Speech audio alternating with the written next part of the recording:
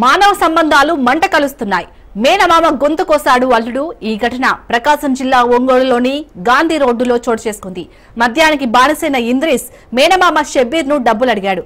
అడిగినంత డబ్బులు ఇవ్వకపోవడంతో వాగ్వాదానికి పాల్పడ్డ ఇంద్రీస్ కత్తితో మేనమామపై దాడికి పాల్పడ్డాడు. బాధితుడు షబ్బీర్ ను స్థానికులు ఆసుపత్రికి తరలించారు. ఘటనపై కేసు నమోదు చేసుకున్న పోలీసులు విచారణ చేపట్టారు.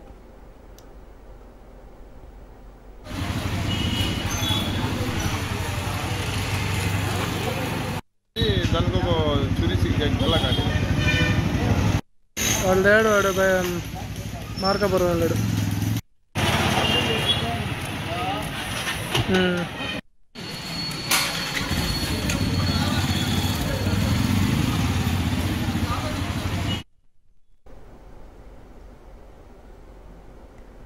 మానవ సంబంధాలు మంట కలుస్తున్నాయి. మేనమామ గొంతు కోసాడు అల్లుడు. ఈ ఘటన ప్రకాశం జిల్లా ఒంగోలులోని గాంధీ రోడ్డులో చోటు చేసుకుంది. మద్యానికి బానిసైన ఇంద్రీస్ మేనమామ షబ్బీర్ ని డబ్బులు అడిగాడు.